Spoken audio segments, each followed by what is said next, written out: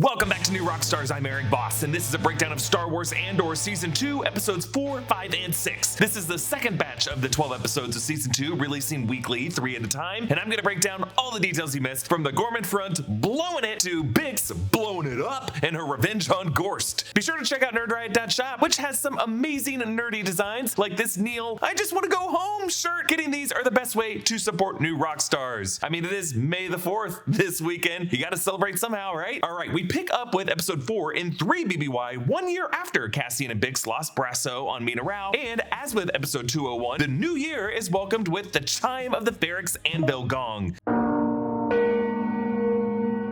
The clang that Basso and the others marched along to in Marva's funeral is the same sound that denotes the path that all of these rebels walk as we count down to BBY 1, the explosive end of Cassian and Krennic on Scarif, but also the explosive end Luthen dreams of in the Battle of Yavin. We open on Dr. Gorst's audio torture soundboard that he used on Bix in Season 1 to force her to listen to the Dizonite children's screams. All of the tech we see in the series is analog with a series of plugs and jacks, but in this instance it just means we more vividly feel the torture of what Bix went through, even though we never hear those Dizonites. The fact that we never hear it is kind of what makes it the creepiest, right? Because our mind just goes to, what is the worst sound we could ever hear? And we fill that in. And knowing this is how she will ultimately get vengeance on Gorst at the end of episode 6, we see how this period is really marked by Bix dreaming of doing this every night. Bix grabs her blaster and sees someone on the other side of the glass in her apartment and rounds the corner to find Dr. Gorst wrapping up a torture session with an unknown figure, but based on the helmet Bix sees, this is an ATST pilot. I know you wanted him to live, but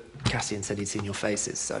This is the Imperial soldier that Bix brings up with Cassian later from some recent mission that they were on that involved an ATST that ended with Cassian having to kill this guy against Bix's wishes. Bix's PTSD is taking her own guilt over that incident and using this ghostly form of Dr. Gorst to taunt her over it, to make her feel that she is as inhumane as the Empire is. They'll never find his body. His family will never know what happened. As Gorst talks, the red light from the focal button on that console illuminates his face in an evil glow. Cassian wakes Bix from her dream, and we see how they are living in an apartment safe house on Coruscant. We cut from this ugly, brutalist cityscape to the bright, beautiful Ghorman. The city of Palmo sits atop several terraced layers, and I may be wrong, but I think each layer is composed of an 8-pointed star, which I assume is a reference to their silk spiders. Spiders adorn the shelves of Cyril's apartment, and he combs his hair slowly, catching a worker staring at him through the window. I think this is Dylan, a member of the Ghorman front, whom we will meet later, and Cyril is currently playing dumb to let the Ghorman front try to lure him into their operation. He ties string on his door to confirm that they are bugging his apartment. The culture of Ghorman seems somewhat based on France, and specifically Nazi-occupied Paris during World War II. Cyril passes a chef, and I assume there's Remy the rat under that guy's hat. And in the Palmo Town Square, we see a group of school kids in uniform marching in a line, reminding me of Madeline, and there's a cafe table with pigeons. This would make the Ghorman front something akin to the French Resistance, though far less successful and far less cool than the French Resistance was. The Ghor spoken language was created by dialect coach Marina Tyndall, but since it's not really aligned with the written language of Aurebesh, you can only translate it if you know its spoken component. They created two versions of the written Ghorman language, Gorel or High Ghor, and Dixian or Low Ghor, named after the graphic designers who built these languages, L. McKee and Lauren Dix. There's some linguistic differences between what sounds like spoken French, with some harder front-of-mouth Germanic or Slavic, some certain dialects you hear in Switzerland, or perhaps some Portuguese elements, but I think they just did this to make the culture generally European and not too on-the-nose France or any of these other specific cultures. They based it on an existing language, which is French, the French phonetics. And then they ended up creating word by word a whole vocabulary.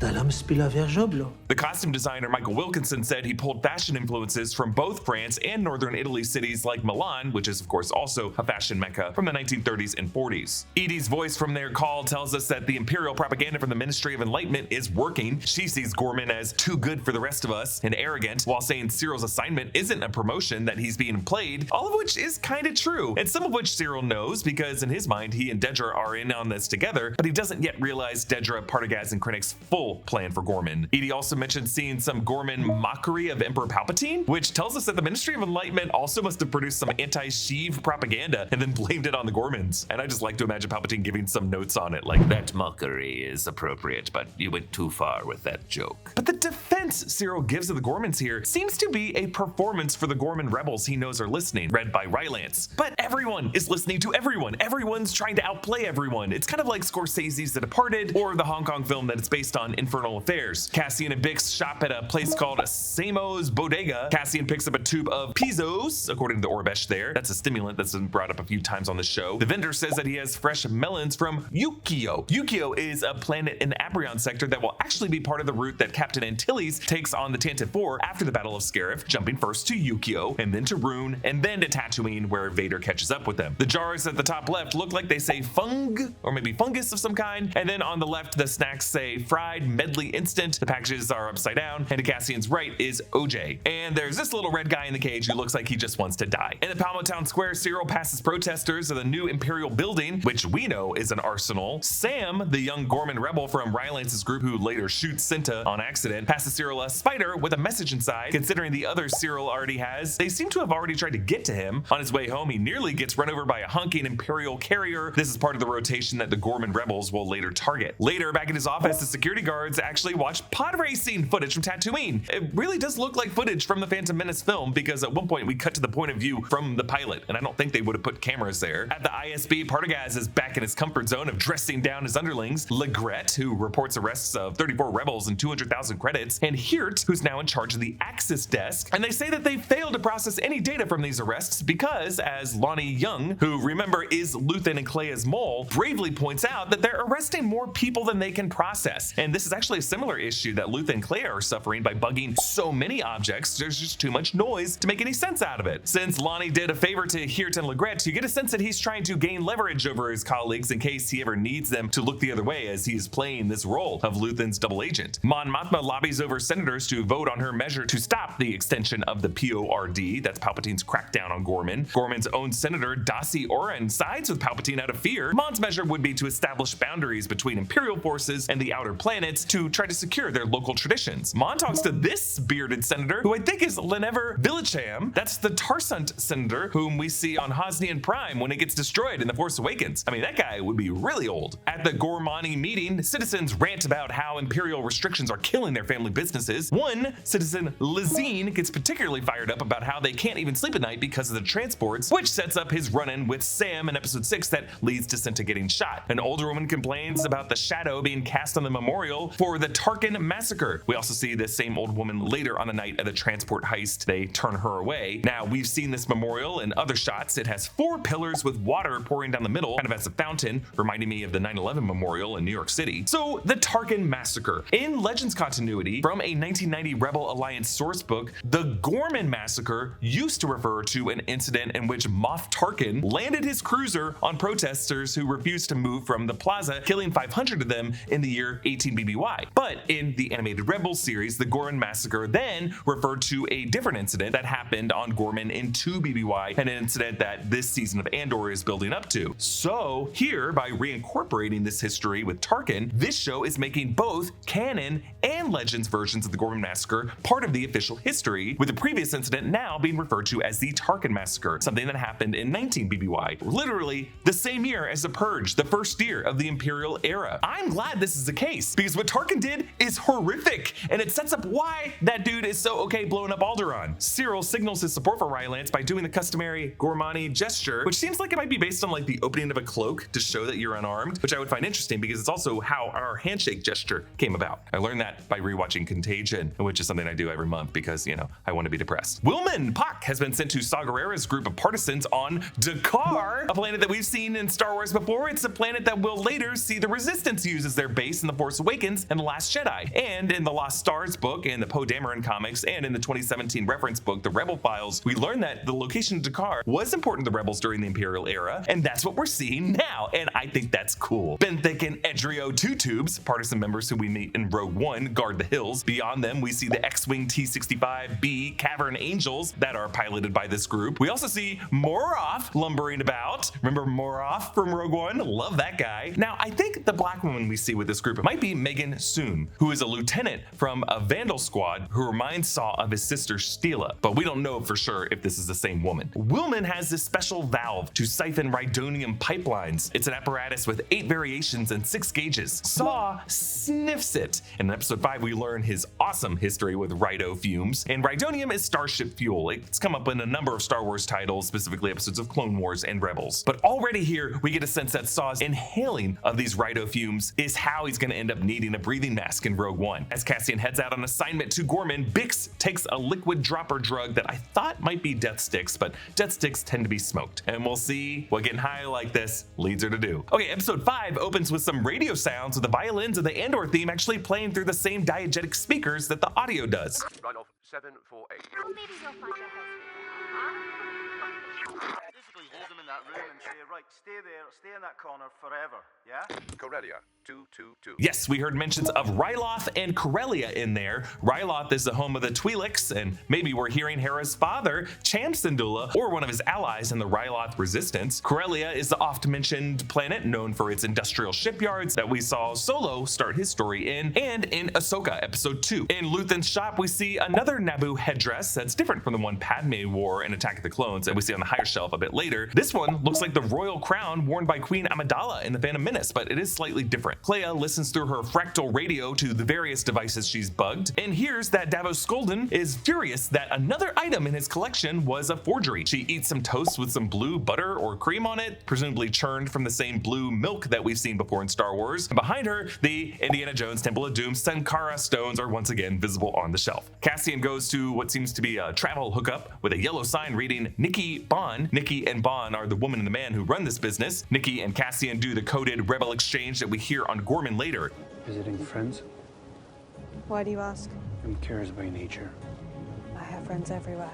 Cassian gets a briefing on his cover story that he hears through his earpiece, kind of like Ethan Hunt getting his mission through sunglasses. Name, Varian Sky. Born in Tahini. Now, in the Andor pilot episode, there was a mention of a Tahina when Cassian was on Morlana 1 looking for his sister. Attendant Grimish from ISB Tech sweeps Cyril's office, and Grimish is played by actor Kurt Egyawan, who plays Archmaester Orwyle on House of the Dragon. One worker discreetly moves her hand to alert the Ghorman front to shut it down on their end, and we cut from here back to Clea, and I just love how much this arc embraces the World War II era radio spycraft themes of everyone listening to everyone having too much noise to sift through, and everyone trying to outplay each other. It's kind of like the movie The Imitation Game. And we're also reminded of Ezra Bridger's inspirational radio broadcast in Rebels, which would have been a year before this in 4 BBY, so it kind of makes sense that radio would be the way these two warring sides communicate and eavesdrop on each other. As Clea listens to Skolden, we see him talk from the point of view of the bug that Clea placed on the bottom of the Trinian Codex in his showroom. Davos says, I want everything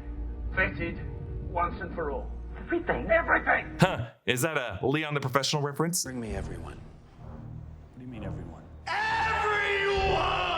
Cassian's voice briefing says Varian Sky lives on level 4888 of East Narcine Coruscant. Not that we should be surprised, but that's nearly 5,000 vertical floors to these buildings. The Ghorman front pull up Cyril's file from Morlana 1, where he worked for Preox Morlana, that's the private security company there. These were supposed to be sealed, but I assume Dedra, using ISB clearance, got them leaked to make it look like Cyril holds a grudge against the ISB for firing him, which would make him potentially vulnerable to flip to their cause. But if the Ghorman front were smarter or more experienced, they'd be suspicious of how easy it was to get this information. While Cyril made a big stink about getting escorted out of his office and angry that it was bugged, it was really just a big show for whoever of his employees bugged the office, and hoping that they would send word back to their superiors that he was again humiliated by the ISB. Rylance tries to play things in a way to Cyril that isn't entirely anti-Empire, because he would worry that that might scare Cyril off, but just really anti-ISB overreach, saying that he thinks the Emperor has no idea what's being done on his behalf, and that the ISB is running a shadow government. Cyril plays right back into it with a tease of his own. You don't know the half of it. Luthen visits Bix at the safe house. No. No.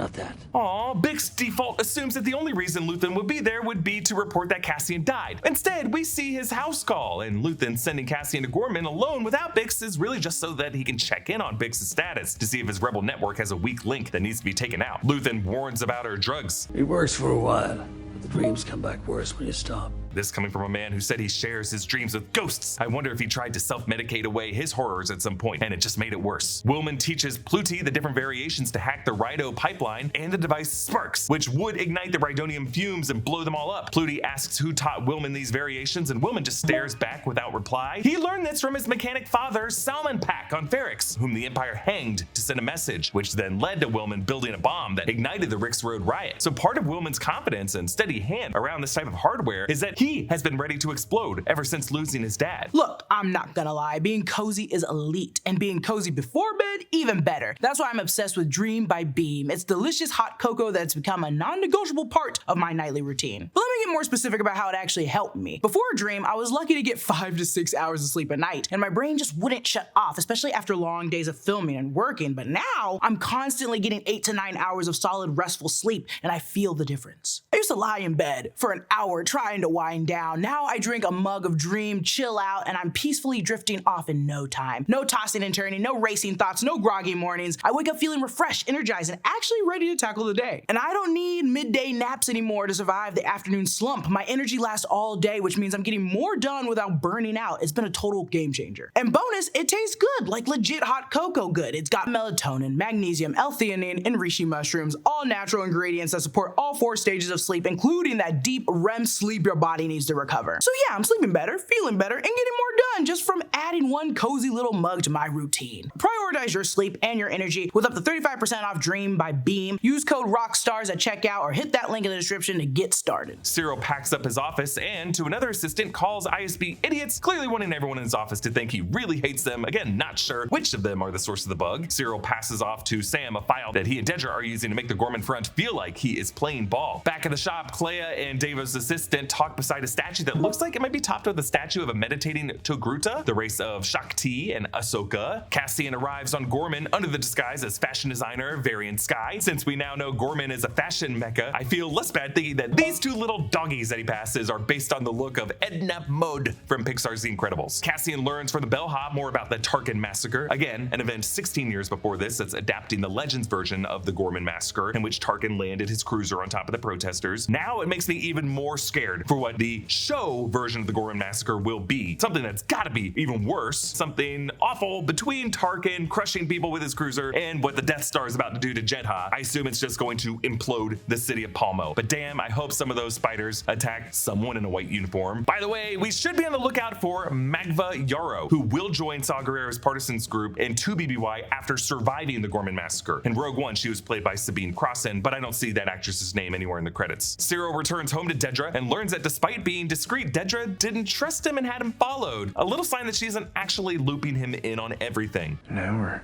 Turn out the lights. I think Dedra got some ideas when she saw this guy lying on his stomach on the bed, if you catch my drift. Rylance's daughter, Enza, approaches Cassian too early in the cafe, and he schools her, saying he could be a snitch or an ISB double agent. She doesn't know him, and she was careless by not vetting him from a distance at first. Throughout the scene, we see Enza with Cassian's reflection facing her in the background, which is a cool way of showing how she's not talking to the real Cassian, but rather a reflected mirror image with a different name, a different identity. While Cyril had people tailing him without him noticing, Cassian whispers to Enza to call off her tails, showing that Cassian is just better at noticing when he's being followed. But also, you know, these Ghorman spies just kind of suck. Cyril visits with his mother Edie again, back in that same breakfast nook booth, and like before, he slurps his cereal to her chagrin. We see a TV program called Good Morning Coruscant, which is like a GMA sort of mix of goofy small talk and political discourse. And we see how they flip Senator Investiture Week into Vesti Week to focus less on the actual political leaders getting sworn in and making it more of an entertainment spectacle based on what people are wearing and who's going with whom. There's a reason this feels like Capitol broadcasts and Hunger Games, and it's the same theme. Panem at circuses. Keep the masses focused on entertainment, not the politics. Both hosts of this program are played by comedian Ruby Wax. As Cassian meets Rylance, we see how the Ghorman front really has no chance. By their culture, they have to be authentic and open-facing in their business dealings and cannot afford to cut loose from their families and businesses and sneak around using aliases and double lives because they're Twilleries are so ancestral. They literally didn't move when Tarkin landed his cruiser on them because psychologically they're so planted in this home turf. So Rylance will never be comfortable with just dealing with Luthen's disembodied voice of the radio, and when Cassian hears they have an Imperial mole, he knows to call bullshit because this group is just too naive to properly vet a mole. This show is just so great in the nuance. Like, it's tragic to see this group that's so well-meaning and decent in their efforts, but just not good enough at spycraft to survive. Cyril reports to Dedra and Partagaz how to slow play his support of the Ghorman front to make them bolder and attract outside agitators, and he is so smitten when Partagaz compliments him. If I say this is the greatest day of my life,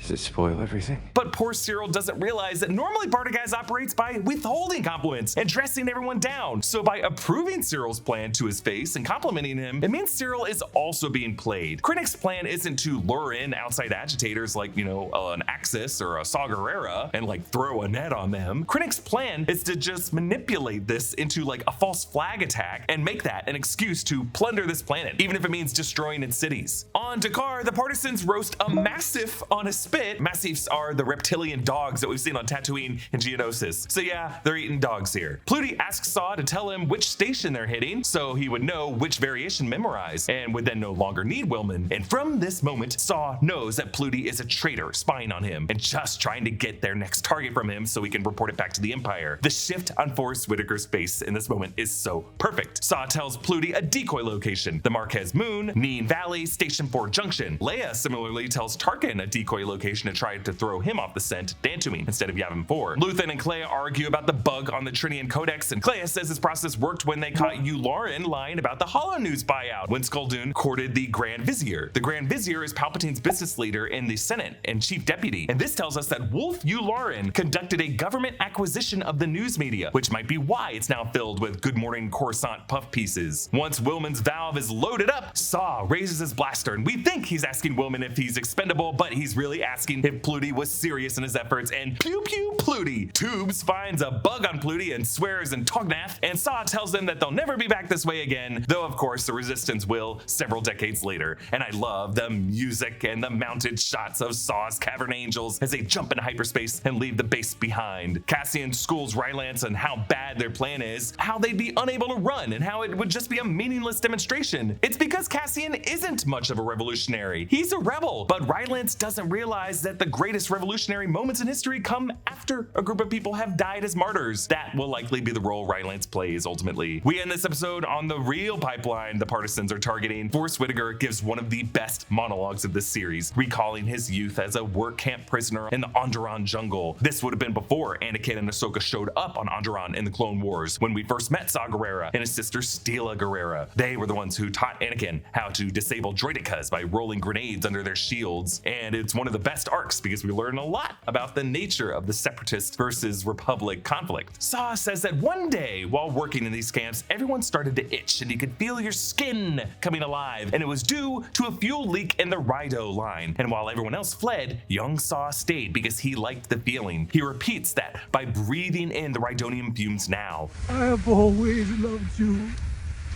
because she's my sister, Rhydo, and she loves me. That itch, that burn. You feel how badly she wants to explode? Whoa, so Saw likens the smell of Rhydonium and the itching sensation it gives his skin with his sister Steela, who died in that Clone Wars arc and became a martyr during the Clone Wars, and many feel was the true first spark of what would later become the rebellion. Saw always felt like the other one, and it really should have been Steela leading the rebels. She would have been better, but the good die young, and it's never who it should be. It's who's left, who survives, who shows up to carry the torch. With Forrest Whitaker using the term explode and associating the Rhydonium fume with his deceased sister's ghost, we've reminded of Langston Hughes' poem A Dream Deferred, which takes us through the different things that can happen to an oppressed people denied basic rights and opportunities, and it ends with an italics, or does it explode, as a warning that if you defer or deny a dream forever, it will end in violence and revolution. Wilman, who began his rebellion building a bomb, was destined to join Saw Gerrera's group of unhinged fighters. You're here! You're not with Luthen, you're here! You're right here, and you're ready to fight! Wilman, craving to feel that burn, removes his breathing mask and his goggles and breathes deep, feeling his flesh ignite. We're the Rhydo, kid! We're the fuel! with the thing that explodes when there's too much friction in the air. So it wasn't any specific injury that resulted in Saw Gerrera needing a breathing mask, it was countless baptismal ceremonies just like this. Like the Oracle of Delphi breathing in toxic vapors and seeing the truth. In Saw's case, to reunite with his dead sister, to bathe himself in explosive fuel, to remind him that he is the cannon fodder. And I cannot think of a cooler way to justify what made an old crusty freedom fighter so asthmatic. Bravo, Tony Gilroy. All right, episode 6 opens on Port Steergard, the Imperial Navy Yard mentioned in past episodes. Among the giant parts here, we could see the bridges, engines, hull pieces, and shield generators of Imperial Star Destroyers. Cassian boards Luthen's Fondor Hullcraft, passing a few Corellian hounds tailing a Quarren worker. Cassian tells Luthen that Ghorman is a lost cause, but Luthen already expected this, planning to let Ghorman burn since its wealth and status will scare other wealthy planets like Tandrilla and Alderaan to joining the cause. It will burn very brightly. Luthen and Clea's phone call after suggests that they already expected Cassian to back out of helping, but Luthen helped that Cassian loving the Ghorman culture and maybe learning of its past Tarkin massacre, that might make him want to help their hopeless mission. That would then stir something to Cassian. I think Luthen is looking for a successor in the rebellion, knowing that eventually Axis is going to be found, or at least someone who has the maturity and the heartlessness to balance his bleeding heart with a cold strategy like this. So Vel goes in Cassian's place as the consulting operative. Perrin and Mon tried to schedule 3 nights and investiture banquets showing how all the incoming senators are eager to network and play ball with the Imperial brass during this era. After Luthen made his house call on Bix, Cassian crosses a huge line and visits Luthen, no hood covering his head, at Luthen's shop. Very dangerous to do this. We get a close-up of what looks like the spiked gauntlets that go with the Starkiller armor. They look a little different in the game, more metallic, less bony, but they are very similar. Luthen reminds Cassian that he said, "Kill me or take me in," when he asked to be fully integrated into the Rebel network at the end of season 1. Cassian says, I give you everything. Is this everything? even the word everything is loaded for Luthen because it's a word he punctuated so heavily to Lonnie in his big speech last season. What do I sacrifice? Everything!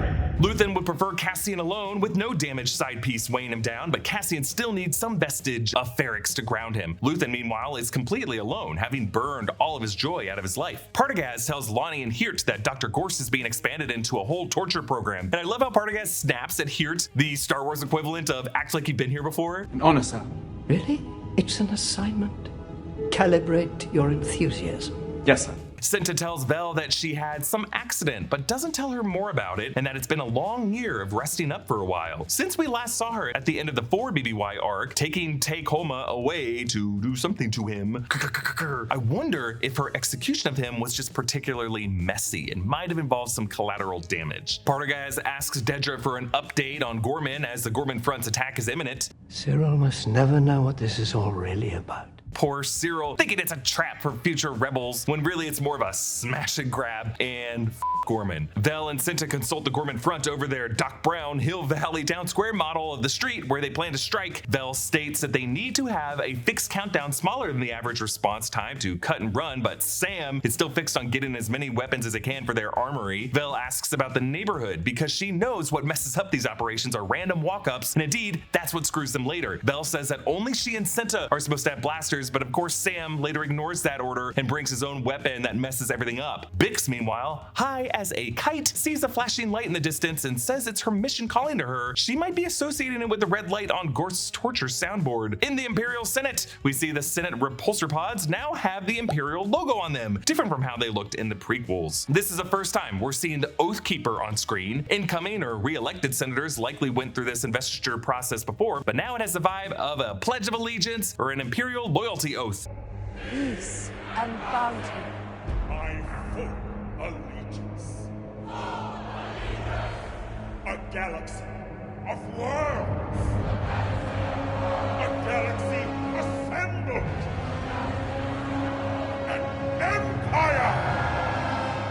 Peace and bounty. Just the idea of being obsessed with abundance, of claiming bounty from conquered places. And notice how we do not see Mon finishing that part of the oath, clearly disgusted with having to echo Palpatine's big speech after his scarring. Galactic Empire! My resolve has never been stronger. I liken this with how during the Cold War, American classrooms added Under God to the Pledge of Allegiance. Yeah, that's right. The Pledge of Allegiance wasn't always mandatory and didn't always have Under God in it. That's just a specific thing that America did to separate us from those evil communists. Mon and Perrin arrived at the party and meet this sort of familiar face. Senator Organa. Perrin. Bale, how are you? I'm free. That was my last investiture party of the season. Oh, don't tell me you've left poor Brer up there all alone. Bail Organa was recast this season of Andor from Jimmy Smits to Benjamin Bratt, which might be a little odd considering Jimmy Smits came back for the role in 2016's Rogue One and in 2022's Obi-Wan Kenobi series, which was actually set several years before this in the Star Wars timeline. I like Benjamin Bratt, and I think he's a great casting choice as someone familiar from a number of other roles, and I will always prefer Lucasfilm casting a new actor in roles in the event of unavailability as opposed to using like CGI recreations. Jimmy Smits doesn't have any known health issues. We love that man. So it must have been a scheduling issue. In the party, there's a paparazzi droid who knows all the senators' names, presumably part of the Holo News service designed to show all the senators happily getting along in this puppet government. Luthen audits some jewelry. Recarvian, third millennium. I think this race is a Bufapel. That's a species that we saw in Canto Bight in The Last Jedi. He mentions it's from the Lost Empire, which could refer to the Infinite Empire of the Rakatan invaders, something that could get explored actually in James Mangold's Dawn of the Empire film. ISB officers Hirt, Young, and Legret meet at the party and down some Cali Cooler cocktails since Partagas cleared them out of the control room for the Ghorman operation oversight. With Davo gathering some elites to the showroom, Clea drags Lonnie in with her as a kind of human visual shield to remove the bug. Davo has also gathered Orson Krennic, who helps secure this lost Tarn. Mon says it's nice to see him free of the witness stand, suggesting there have been some past Senate hearings over war crimes that Krennic had to testify on. Not going to be many more of those in the next few years. The Ghorman group disables the carrier, and Cinta does a crazy parkour flip off the transport, so badass that, you know, she's not going to last much longer. We learn that the Trinian Codex was forged 2,000 years ago on a planet where sight was considered a disability and blindness was a blessing, so written communication was based on touch. It's a book telling a certain story in the form of a series of concentric circles, and you can just imagine George Lucas loving this concept, the way some of the runes line up with each outer ring, forming a kind of poetry. It rhymes. Clea flips open a key to jimmy the microphone piece loose and it gets stuck, so she has to draw blood from her palm to try to pry it loose. These elites discuss a battle of Carmine after a grand conflict, which Mon argues was a bit of historical revisionism, that it was actually more of a systematic execution, a war crime. So these relics that Krennic recovered are something that she is saying are akin to plundered art after a genocide. While Clea struggles, we hear these elites discussing how history is really a story told by the winners and how that's not a bad thing, because Krennic argues that the losers lie. It's kind of like negating a people's history of the galaxy. Krennic and some of the people aligned with him saying amounts to sore loserism. We hear them say the Sheridan word for memory is almost identical to their word for revenge. And these jerks are too dense to realize that's the point. Some civilizations have been so oppressed that their history is really just a story of a dream deferred. This recalls the saying in our world, the axe forgets but the tree remembers. Krennic just boils this down to kind of an intellectually dishonest simplification. My rebel is your terrorist. Something like that. Lizine walks up and tells Sam to get the job out of his way. Love that line. And Sam pulls out his stupid blaster and blam, a single blaster bolt not only rings out through the silent street, but of course it hits the most talented parkourist among them. Poor Cinta. We'll never know what really happened to her a year ago. It's Lizine who carries her body away. Of course, he's the most cynical salt of the earth amongst them, but also the truest Ghorman we're probably gonna meet on this series. Vel shames Sam on the ride away, telling him Cinta's death is on him now. This is like skin. There's that word again, skin. It's a similar baptism that Saw put Wilman through. You're giving the rebel initiate a new flesh that they cannot shed, but this time it's baptism by blood.